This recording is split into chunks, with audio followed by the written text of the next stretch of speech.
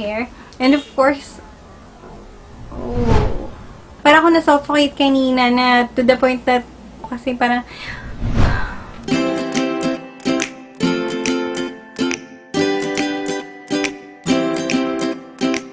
Hey guys, it's me, Zhel Mera, and welcome to my YouTube channel.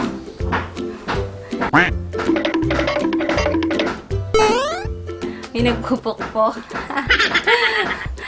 Hey guys, it's me, Zhel Mera, and welcome to my YouTube channel for today's vlog. For today's vlog is I'm going to show you how I color my hair all by myself. Oh. Yan, pakita ko sa inyo yung aking hair color. Here's my yung hati ng buhok ko. So, as you can see, nasa 1 to 2 inches na yung kinahaba niya from my roots. Ang hair color na i-apply ko is just the same that I have right now. Kasi nag-fade na kasi I'm going to use this product, which is this Liese product. Yan. So, this is not a sponsored product, pero ito talaga yung ginamit ko kasi sobrang ganda niya sa buhok after mo mag-color ng hair. The color that we're going to use is the soft brown. Yan. So if you want to know more about it, just keep on watching. Yan. So, bubuksan ko na para malaman nyo kung ano yung nilalaman sa loob. So, may instruction siya. And so, mayroon silang pair ng glove. Bago kayo mag-color ng hair, make sure na mag-skin test muna kayo to make sure na wala kayong any allergic reaction dito sa ating product na ito. Ito naman ay rinse off treatment. So, after nyong mag-color ng hair, so ito yung gagamitin yung parang shampoo. Meron silang dalawang solution. So, this is solution number 1. And then, the solution number 2. Meron siyang yung pang-pump. So, remove the white lid of solution 2 and pour all the contents of solution 1 into the bottle of solution 2. Close the white lid again.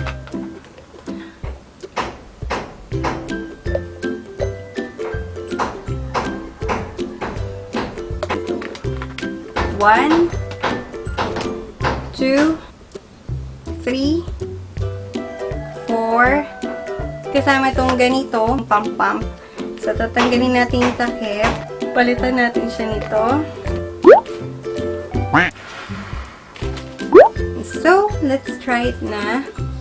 Ayan. So, lagay tayo sa kamay.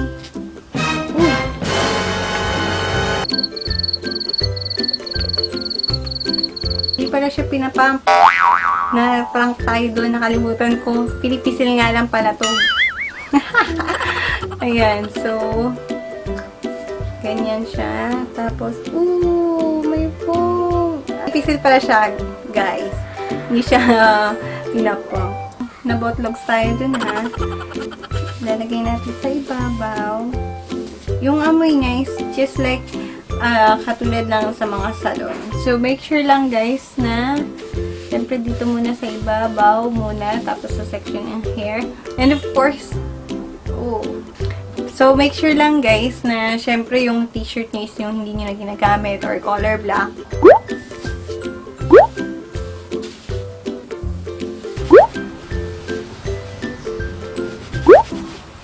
So, ayan siya guys. Naman pa siyang konti.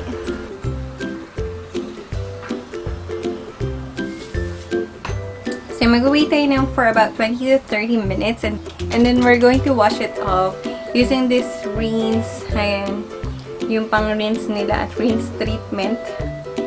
So, I'll be right back.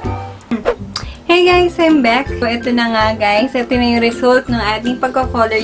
So, using the Liese product, which is the soft brown color. Kita nyo naman kanina. So, pinakita ko sa inyo yung aking roots. So, ayan, pak na pak. Kitang-kita nyo naman guys. So, nag-color talaga siya. Ganun lang kabilis guys. Tignan nyo, grabe. Sobrang love ko yung color ng hair ko ngayon. Ayan, so soft brown. Kita naman, color brown talaga. Grabe, ang ganda.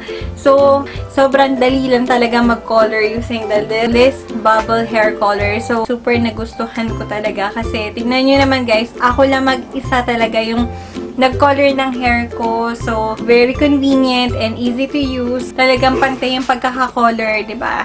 So, So, you don't need assistance. Just do it by yourself. Do it yourself. Sobrang natutuwa ko kasi very fair. What I mean is, talagang pantay yung kulay niya. Tapos, hindi siya ganun ka-time consuming kasi para lang siyang shampoo na pababulain mo siya sa iyong ulo. Tapos, after 20 to 30 minutes, banlawan mo na. Yun. Advice ko lang din sa mga magkukulay, mas okay siguro kung sa open area kayo magko-color ng hair. Huwag kayong tumulad sa akin kasi para ako na-suffocate kanina na to the point that yung eyes ko is, hindi naman siya namaga, pero nag-teary eye ako kasi parang, basta yun yung feeling na yun. So, ang ginawa ko is, inopen ko yung window and then yung door para lumabas yung amoy ng hair color. Pero hindi naman siya ganun ka-harmful na matutsugi ka. Pero yun lang, advice ko. Lalo na kung ikaw ay may asthma, just like me. So, marirecommend ko siguro sa open area ka or just open window, open door. Yan. So, anyway, guys. Yan. I hope nagustuhan nyo yung ating pagko-color ng hair and salamat sa pagsama nyo sa akin kung nanonood ka man sa end ng video na ito. And of course, again, don't forget to subscribe on my channel. Click on the notification bell so that you'll be notified every time na mag-a-upload ako ng panibagong video. Thank you so much sa inyong panonood and so I hope to see you on my next video. Bye!